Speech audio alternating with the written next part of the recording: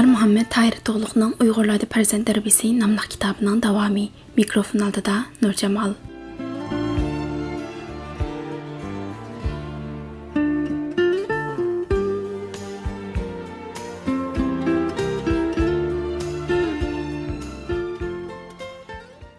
Bab farzandlarda yaxshi xarakter yetildirish. Xarakterlik odamlar o'zlari mansub bo'lgan jamiyatning vijdonidir. Emerson. Hozirgi yozilgan farzand tarbiyasi haqidagi kitob va maqolalarda farzand tarbiyasi xarakter yetildirish va xarakterni tovlash to'g'risida asosan fikr qilinmadi. Chunki inson xarakteri intayin murakkab bo'ldi. Uning ustiga xarakterning paydo bo'lishi va yetilishi haqida qarashlar o'xshash emas. Ba'zilar xarakterni tug'ma bo'ldi deb qaraydi. Ba'zilar xarakter insonlarning turmushini haqiqiy tushungandan keyin ondan shakllandi deb qaraydi. Ba'zilar xarakter hayot uchun bo'lgan kurash davomida tovlandi deb qaraydi. Umuman, xarakter yetildirish tarbiyasida axloqiy qoida, axloqiy o'lchamlarga o'xshash muqim, o'lchamli usul bo'lmaganligi uchun xarakter masalasini yoki tug'ma alohidlikka yoki turmushning o'ziga yuklab qo'yish bilan shakllanib qolgan. Bizning qarashimizcha farzand tarbiyasi masalasida xarakter yetildirish tarbiyasi hargiz sal qarashga bo'lmaydigan intayin nozik va qattiq bir talab. Buning uchun oldi bilan xarakterning alohidaligi va uning qanday mazmunlarni o'z ichiga oladiganligi, kuchli inson xarakterini yetildirishning farzand tarbiyasi bilan qanday munosabat borligi haqida muayyan tushunchaga ega bo'lish lozim. Birinchi, xarakter degan nima? Yaxshi xarakter o'zliksiz kurash ichida pishib yetildi va takomillashadi. Xotiramdan. Xarakter to'g'risidagi tushuncha va bilish har xil. Xarakter to'g'risida Stendal munda degan: "Men insoniy xarakteri deb uning axloqiy odatlari majmuasini atayman." Gyote insonning hayoti mana uning xarakteri deydi. Kant xarakter prinsiplar orasida harakat qilish qobiliyatidan iborat deydi. Fisher xarakter inson qobiliyatining buyuk ko'payguvchisi deydi. Xarakter to'g'risidagi yuqoridagi o'xshamagan ta'birlar xarakterning kishilik turmushining o'xshamagan momentlarining o'xshamagan shaklda ifodalanganligi, mazmunning ko'p taraflamalik omillar orqali zohir bo'lganligini tushuntirib beradi. Shuning uchun biz qarashimizda inson xarakteri hayot munosabatidagi ajoyib nozik va hal qilg'ich minutlardagi hayot sinoqlariga qanday muomala va qanday munosabat bo'lganligi bilan oshkorlanadi. Shuning uchun xarakterning yaxshi yomonlik farqidan ko'ra uning kuchlik yoki ojizligi intayin muhim rol o'ynaydi. Masalan, bir odamning xarakterini, ya'ni kuchli xarakterni shamga o'xshatsak, yana bir zaif xarakterni muz cho'qqisiga o'xshatish mumkin. Chunki xarakter degan inson vujudida yetilgan qudratli bir ma'naviy kuch. Aqlg'imi to'liq biqinib ketmaydi. Bilim kamolat bilan o'lchanmaydi. Bir odam aqlli va bilimli bo'lish mumkin, lekin xarakteri kuchli bo'lishni tayin. Yana bir jihatdan inson xarakteri odatdagi normal turmush batlaridami o'z jilosini ro'shan etmaydi. Normal turmush munosabatlarida ifodalangani shu kishining mijozi bo'lishi mumkin. Mijoz bilan xarakter ayrim ikki hukm. Xarakterning yana bir muhim alohidaligi xarakter insoniy xarakter, individual xarakter va axloqiy xarakter deb bo'linadi. Masalan, iroda axloq kategoriyasidagi xarakterga yetmaydi, biroq u xarakterni sinaydigan muhim girdishi. Vijdon bo'lsa axloqiy xarakter kategoriyasiga kiradi. Vijdoniy xarakter ko'p hollarda foyda-manfaat munosabatida sinaladi. Insoniy xarakter hayot-mamotlik paytlarida sinaladi. Shunga biz farzandlarga berilgan xarakter tarbiyasida insoniy xarakter, axloqiy xarakter deb ikki mazmun bo'yicha nishonliq tarbiyalash taklifini beramiz. Bu bobda nuqtali qilib insoniy xarakter to'g'risida farzandlarni qanday tarbiyalash haqida maslahat beramiz. Birinchi, farzand tarbiyasining qonuniyati va prinsip to'g'risidagi bayonimizda inson bolasida tug'ma insoniy alohidalik bo'ldi.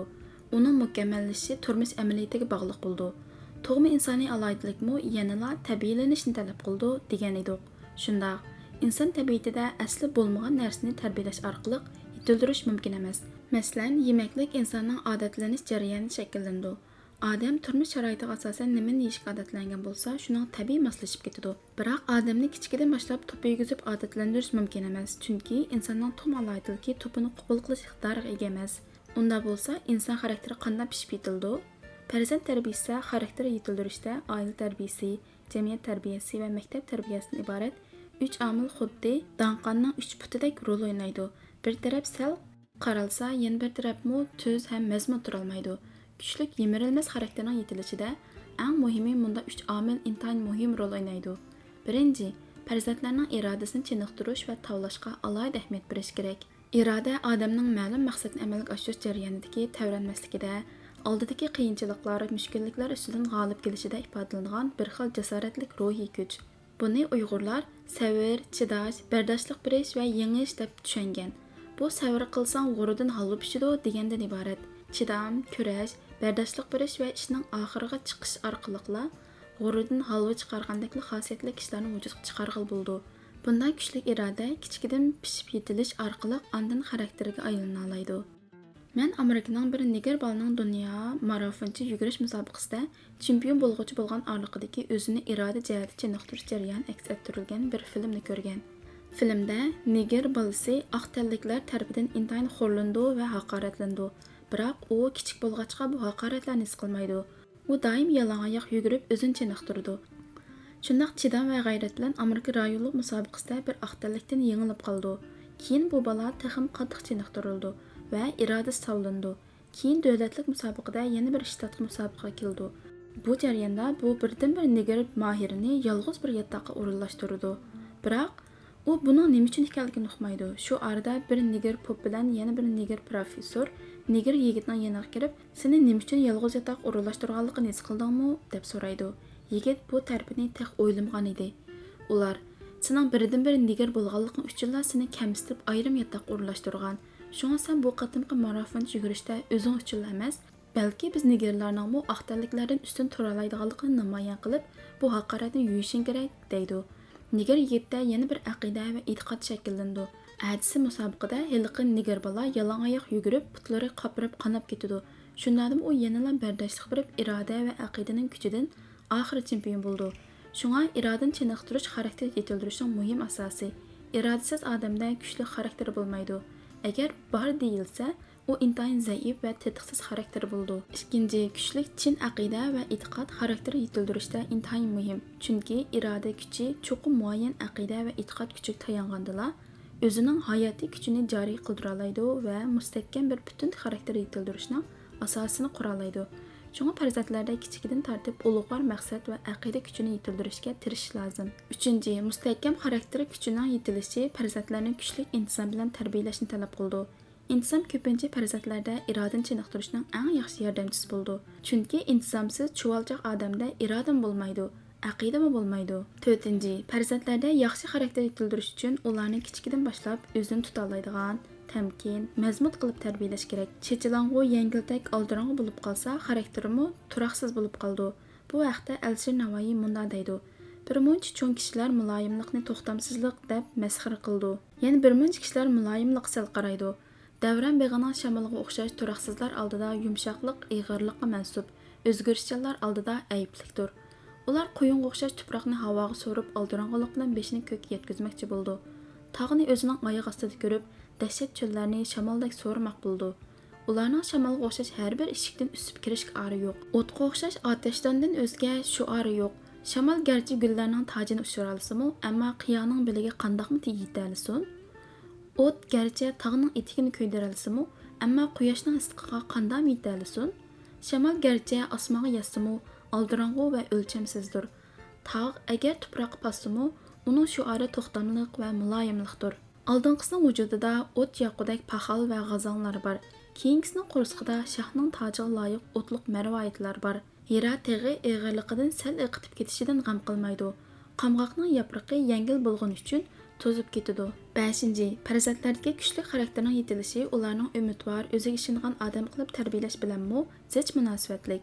Umid va ishonch iroda uchun qanot, e'tiqod uchun to'rik bo'ldi. Xarakteri bo'lsa, bularsiz o'z kuchini yo'qotadi. 6. Jismoniy jihatdan chiniqishmi irodani tavlaydi. Chunki kuchli xarakteri jismoniy jihatdagi bardoshlik bilan ma'naviy kuchning birligi takomillashadi. Bilish kerakki, qiyin turmush sharoitida chiniqqan bolalarning xarakteri bilan bayoshat uyda erki cho'ng bo'lgan bolalarning xarakteri ro'shan farqlandi. Oila boshliqlari farzandlarda kuchli insoniy xarakter yetildirish uchun yuqorqi har bir turga diqqat qilib, jiddiy qarab, konkret turmush ahvoli va farzandlarning individual alohidaligiga asosan yetaklash kerak. Chunki sizning farzandingizni o'zingiz har qanday odamdan bekroq tushunasiz. Farzandlar o'zida yaxshi xarakter yetildirsa, ular uchun umrlik boylik bo'lib qoldi. Zurriyat tug'ilganda, bo'libmi farzandlar mustaqil dunyo qarash tug'ilishdan burunroq kishilik hayotning qonuniyati, iroda kuchi, umidvorlik va aqida, e'tiqod haqida tushuncha berish orqali ularning vujudida yaxshi bir xarakterning yetilishi uchun ul selang. Nəsihətdən nəmunə. Balam, sən dunyoga törəlding, çoğ boldun. Hayatlık qaynamğa qoşuldun. Hayat musabisi birli xil tüz yolda bolmaydı. Turmuşunda hər xil müşkilliklərə yoluqsan. Türlük tümən tosalğılarga uçuraysan. Hər bir qadamingni irada bilan məzmut basqın. Sen pul, baylık, mərtəbə və güç qudretinə işenmə. İradəngə işen. Müstəhkəm iradalar senin qaddingni tik tutub yürəlişingə imkan berdi. İnsanın büyüklüğü şu adamның iradəsiga bağlıq. Sen məqsəd mənzilgə şu irada tulparıga meniş arqılıqla yetəlaysan. Bu dünyada iradalik adam üçün yetiş mümkün bolmaydigan mənzil bolmaydı. Biroq mümkinsizlik üçün özünü qurban qılma. Onu keltirgil bolmaydigan narsalar üçün özünü qiynama. Tosuş mümkün bolmaydigan muqarrarlik üçün yaş tökmə. Bu işler iradani sundurub ötüdü. Çünki qutuluş mümkün bolmaydigan işlargımı özünü bərdaşlıq birishga zorlaş sening donoliging buldu. Mübahada tushkunlik və ümidsizlik patqığına patdamı, onundan ölümnің yolu yaxşıрақ. Bəxtsizlikə, oğunsuzluqqa bərdaşlıq birəlməyən adam bəxtsizlikning qurbanı buldu. Muvaffaqiyat qazanğan çağlarında körənlib həddingdən aşma. Məğlubiyyət uçurğan çağlarında iradangdan yanma. Bəxtlik çağlarda özünü tutuşni bilish, bəxtsiz çağlarda özünü tutulishdan oңай emas. Bir oğunsuzluq uçursan bir aql tapsan degandek, oğunsuzluqlaring sening texmi g'ayrat kelishing uchun turtki bo'lsin. Bəxtsizlik iradasizlarning qo'ldishi. Bəxt iradalik adamning yo'ldoshi bo'ldi. Saidining munda bir misrasi yodimda. Diling ko'ymisin naumidlik bilan, yuruq kun tug'ilg'ay qara kechidan. Yusuf Xasajib bo'miz shunda degan. Barliq chegish tugillarning yeshim bo'ldi. Har qanday kasalning davosi va shifosi bo'ldi. Uni davolag'uchi hukmami chiqadi. Balam, qiyin ish yo'q olamda iradalik odamga degan haqiqatni yodingdan chiqarma. İradalik adam özü üçün zörri sharoitlarni hazırlay oladi. Mərd adam taqdiri zarbillarini arzimaydigan narsa deb bildi. Har qanday mushkulliklar ishidimi o'zi uchun bir yuchuq chiqadiganligiga ishindi. Balam, o'zing ishon, umidvor bo'l. Sen o'zingni boshqalarga o'xshash bijirim odam deb his qilgan chog'ingda o'ziga nisbatan ishonch paydo bo'ldi. O'ziga ishonmagan odam o'zini dafna qilgan barobar. Sen o'zing ishonmagan chog'laringda o'zingda nimalarning kam ekanligi to'g'risida o'ylab boq. O'zingda iroda kuchi bilan umidvorlikning ojiz ekanligini bayqaysan. Kishilik turmushda odamni qanotlantiradigan, yashashga kelgusiga dalolat qiladigan, vujudiga jasorat va ishonch bag'ishlaydigan bir ma'naviy kuch bor. U bo'lsa-mu umid. Chunki hayotlikning yildizi orzu umid bo'liqdan sug'uriladi. Bu to'g'risida Yusuf Xasajib bo'miz bunda ta'lim tarbiya bergan. Kim turmushga orzu umid bilan qadam bassa, u senga har qadamda yor bo'ldi. Har qanday ishga umid bilan mangsang, yiroq yermu yaqin bo'ldi. Xalq orasida odamning ruhi tushsa, eti yugurolmaydi degan gap bor. Agar insonda ulug'vor umid va iroda kuchi bo'lmaganda, inson o'zi ustidan g'olib kelish fursatiga ega bo'la olmagan bo'ladi. Aristotel shunday degan: yoshlarning baxti umid ichida bo'ldi. Anderson umid irodadan yasalgan ko'rik degan. Senda muqaddas bir umid va g'oya bo'lsin. Bu dunyoda umidsiz, g'oyasiz yashash xuddi langarsiz kemiga, rolsiz mashinaga chiqqan o'xshash nishoni va qirg'iqi bo'lmaydi. Balam, har qanday odamning baxtga intilish, baxtdan bahramand bo'lish huquqi bor. Baxtli bo'lish uchun shu baxtga erishish mumkinligiga ishonishing kerak. Ma'lum ma'noda umid va ishonchmi shirin baxt huzurini beradi. Turmushdagi eng qorong'u joylar g'am qayg'uga o'z beshini tutib bergan joydagidek mudhish bo'lmaydi. Seni aqlingdan ozdiradigan, o'zingdan sovutadigan eng vahshiy yirtqichning g'am qayg'u ekanligini bilganingda, o'zingning g'am qayg'u bilan o'tkazgan kunlaring uchun xijil bo'lgan bo'lading. Balam, qonni qon bilan yo'g'il bo'lmaganga, suvni suv bilan to'sqil bo'lmaganga, o'tni yog' bilan o'chirgil bo'lmaganga o'xshash, hargiz g'amni g'am bilan yuvitish mumkin emas. Baxtsizlikka faqat mardlik bilan jang e'lon qilgan chig'ingdala g'am qayg'uni yuvishning yo'lini topa olaysan. Shekspir mundaq degan ekan: kulpat qolganda faqat birla yo'l, g'amni hech o'ylama, tetik bardam bo'l. Tamkin bo'lish o'zini tutishni bilish haqida. Yo'lvasni yengan botir emas, ochiqni yengan botir degan gap bor-ku balam. Agar sen ko'ksing mehrobini pushaymon tig'i bilan zid qilmay desang, tamkinlikni o'zingga odat qil. Aql muqaddasligi g'azab tig'i bilan ko'tmak bo'ldi. Murod nisivangni ochiq to'pon g'arq qildi. Shunga ochiq va g'azab to'lqiniga tamkinlikdan to'sma bino qilgan. Aldirang'uliq etinga eg'irlik yugini solgan. Shundala aqli hoshing har doim o'zing bilan bo'ldi. Xalq oldidami yaxshi atoqqa ega bo'lsan. Unda bo'lmasa xarakteringning bo'sh, tuturuqsizligini oshkorlaysan. Hikoya qilinishicha, bir paktil kishi bir palvonni rosa g'azablangan va og'zidan ko'pik chiqqan holat ko'rdi. U kishi so'radi: "Uningga nima bo'lgandi?" Kishilar javob berishdi: "Uni palonchi tillabdi" Dilpak kishi dedi. Bu pastkash 100 patman toshni ko'tardi, biror eg'iz gapni ko'tarolmasmikin? Shunga hadisda har ishda eg'ir besiq bo'lish, aldirang'ulik qilmaslik Xudoy taoloning sifatlaridir. Aldirang'ulik qilmoq shaytonning vasvasidir deyilgan. Bir vazir o'g'liga shunday nasihat qiladi. Hay farzand, sen puhralarga hokim bo'lsang, aqling sanga hokimdir. Puhralar sanga qanday itoat qilsa, sen ham aqlingga shu yo'sinliq itoat qilgin. Har bir muhim ishlarda cho'nqur o'ylan. Puhralarga nisbatan achchiq va g'azab o'rlagan vaqtda o'z ixtiyoringning tizginini nafsning qo'liga bermaslik kerak. Chunki pushaymonlik ish yuz bersa, vaqa o'tgandan keyin pushaymon hech foyda bermaydi. Yeniklik o'q masallikdir. O'q yodin etildimi, yondirmoq mushkuldir. Balam, g'azab bilan etilgan o'qning umid nishoniga tekkinini nada ko'rgan? Bunday vaqtda g'azabning o'ti ko'nglim o'chiqida lavildab kuyib, tutuni dimog'ingning mo'risida o'rlab, yeniklikning isi aqlingning aynikini qarayib o'tidi. Shunga Yusufga sajib bo'lmiz, hay aql kishi, g'azabni o'zingdan nari qilib, achchiqdan yiroq bo'lib, yaxshi atoq ega bo'l degan. Bilginki, hayotingdagi nomunosib qiliqlaringning biri qo'pollik, itiklik bo'lib, buning bilan el orasida qadrsizlik nazar bilan qaralsan. Aldiraqsanlik, tamkin bo'lmaslik, achchiqining ziyoda bo'lishi sen uchun mundaq 3 xil ziyonga sabab bo'ldi. Birinchidan, qiziqqan odam har qancha bilimlik bo'lsa-mu, bilimsiz sanaldi. Ikkinchi, g'azab va achchiq vasvasasi bilan o'zingning asli mijoz xulqing munosib bo'lmagan, maqsad qadamingni to'sadigan falokat arg'amchisiga putlasanda, o'z burningni o'zing qon qilsan. Uchinchidan, o'zing qilgan ish o'zingga pushaymon va haqorat elib keldi. Balam, tamkin bo'l, aldiraqsanlikdan saqlan. Har qanday ishning ulini tamkinlik bilan chingitqin. Har qanday ishda aldirgan ish puxta bo'lmaydi. Aqlli ishlar har qachon ish binosini hargiz tantaklib ulug' qo'ymaydi. Aldirang'ulik sana yomon maslahatchi. Yomon maslahatchi sana hargiz yaxshi yo'l ko'rsatmaydi. Har ishni qilishda 7 o'lchab bir kesish odatini o'zing hamroh qil. Hikoya qilinishicha, Bobur Shoh kotiblarga 3 parcha maktub yozdirib, xoslaridan biriga berdi. Agar men suhbatda itiklik qilsam, biror ishga hukm qilishdan burun bir parcha maktubni ko'rsatib ogohlantirgan. Agar umu kor qilmasa, ikkinchisini ko'rsat. Birinchi maktubning mazmuni mundaq edi. Aldiraqsanlik qilmagin, ixtiyoring yugunini nafsingning ilkiga bermagin. Sen maxluqsan, sen seni yaratquchidan ulug' emassan. Ikkinchi maktubning mazmuni mundaq edi. Eg'ir besiqlikni o'zingga odat qilgin. Xudoy taolo sana rahmat qilg'usidir. Uchinchi maktubda har qanday hukming shariatdan tashqari bo'lmag'ay deyilgan. Aqida, e'tiqod haqida. Balam, seni bu dunyoga bog'lab turadigan bir qudratli ma'naviy rishtaga ega bo'lishing kerak. Biror rishta bo'lmasa, hayotning lazzati bo'lmaydi. Aqida, e'tiqod insonga yengilmas kuch-qudrat ato qiladigan ma'naviy turuk. Agar senda biror narsaga haqiqiy chin aqida, e'tiqod burchi bo'lmasa, hayotingning nima ma'nosi bo'lsin? Aqida, e'tiqod degan haqiqiy mustahkam bo'ladigan bo'lsa, u dahshatli bo'ronlarning bag'rini tilolaydigan gang qanotga ega bo'ldi. Suning ustidagi ko'pikdek e'tiqod emas. Balam, haqiqiy e'tiqod degan tik qiyoqqa o'xshash mazmun turish kerak. Sen bilsang, haqiqiy e'tiqod haqiqiy odamiylikda kamal topadi. Har qanday odamda aqida, e'tiqod bo'ldi. E'tiqodsiz yashash mumkin emas. Chunki e'tiqod kishiga umid, ishonch va jasorat ato qildi. Kishilarni bir fikrlik va bir dillik qilib ittifoqlashtirdi. Biror aqida va e'tiqodni o'ziga bag'ishlamagan hayot emas, odam emas. Hech bo'lmaganda odam o'ziga bo'lsa-mu bir aqida turg'izish lozim.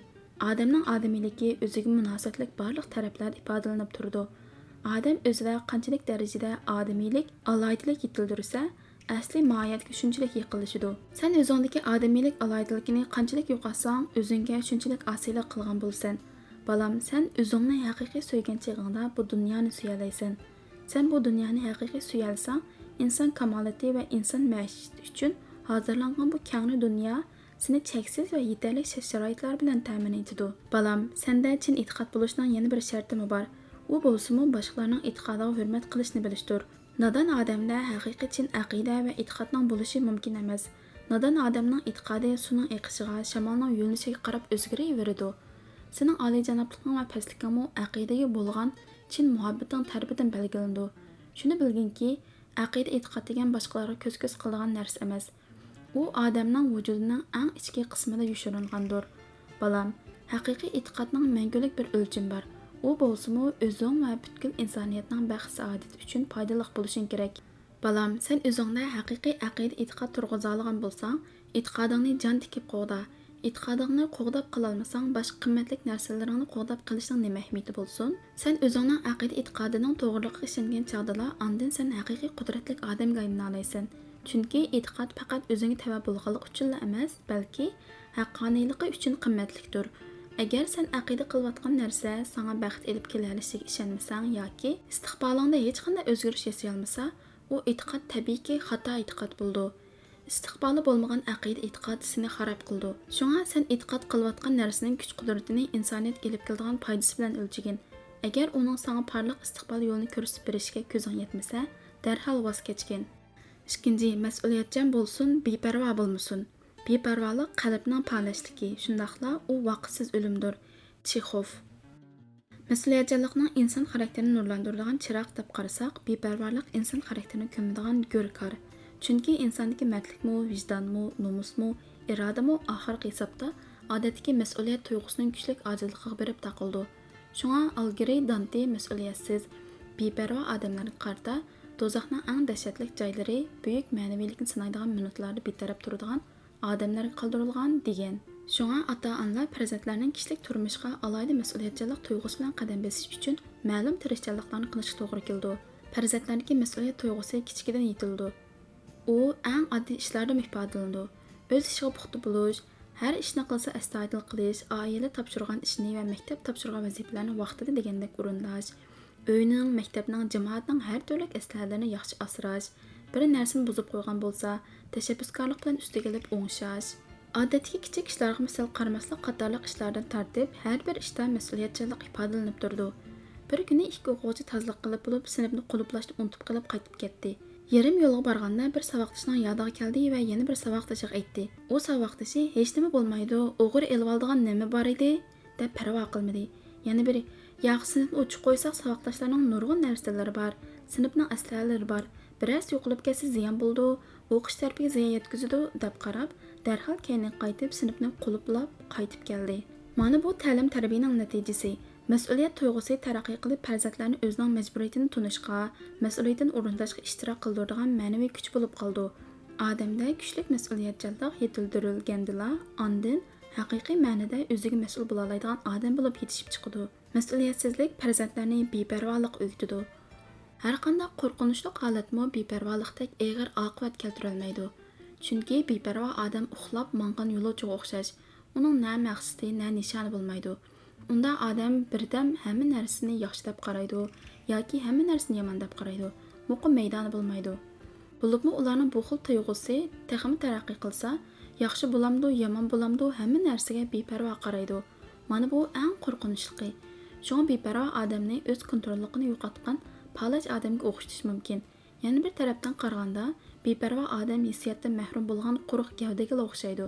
Chunki unda odamda jahonni salbasa taraf-tarafda, eshakning g'ami bo'larmish halabda degandek, alning xalqning taqdiri haq-nahaqning ostin-ustin bo'lib ketib borganligi bilan kori bo'lmay qolmay, balki o'zining taqdiri bilan kori bo'lmaydi. Bu hol albatta qo'rqinchli. Farzandlarning beparvo bo'lmay, mas'uliyatchan odam bo'lishida ta'lim-tarbiya usuli intayin muhim rol o'ynaydi. Buningda ota-onalar nihoyat mas'uliyatchanlik bilan bolalarni yetaklashi, odatlantirishi va unumli nasihatlarni qilish kerak. Bolalar biror ishga mas'uliyatsizlik bilan muomala qilib qolsa, darhol ularga shu ishning muhimligini, agar ozroq bexudlik qilib qolsa, kelib chiqadigan ziyonning qanchalik bo'lganligini tushuntirish kerak. Oddiy ishlardami beparvolik bilan ish tutadiganga yo'l qo'ymaslik lozim. Nasihatda namuna: "Balam, har qanday ishni qilishda puxta bo'l. Qo'lingning uchida qilib qo'ysang, uning surqi yana o'zingga keldi. Bir narsani ko'rsangmi astoydil qara, biror gap so'z anglagandami astoydil bo'l.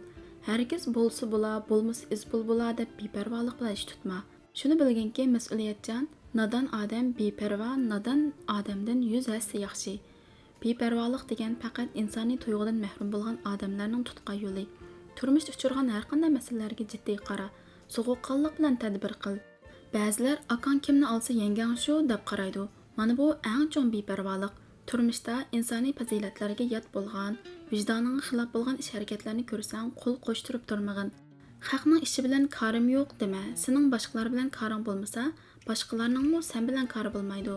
O'zing bilan munosabatli bo'lgan barliq odamlarning taqdiriga ko'ngil bo'lishni bil. Agar sen boshqalarning qayg'u asiriga e'tiborsiz qarasang, inson degan nomga dog' tekkizgan bo'lsan. balam, har qachon beparvo odamlardan hazar qil. Beparvo odamlar sana ziyonkashlik qilmaydi, munofiqlik qilmaydi, ammo ularning eng halqiliq paytlarda ichiga tinib jimjitlik ichida qilgan razilliklari qotillarning ziyonkashligidan og'ir oqibatlarni keltirib chiqarish mumkin. Nahaqchilikni ko'rib turib kor bo'lmaslik shu nahaqchilikqa qatnashish bilan barobardir. Beparvolik seni bu dunyodagi barliq munosabatlardan mahrum qildi. Balam, yaxshilik qilolmasangmi qilma, hargiz yomonlarga yantayoq bo'lma. Yomonga yantayoq bo'lish yaxshilarga zulm qilganlik bo'ldi. Balam, o'zingning jamiyatdagi, millat oldidagi, ajdodlar va avlodlar oldidagi mas'uliyatingni his qilib yashashni bil. Mas'uliyat sana intayin qimmatli sovg'alarni berdi. Beparvolik sening yurakingni sug'urib olishga yaraydi. Dunyodagi nurg'un xosiyatli ishlar mas'uliyatchilik saxovatidan barliqqa kelgan. Hayotdagi yana nurg'un mahrumliklar beparvolikda yuz bergan.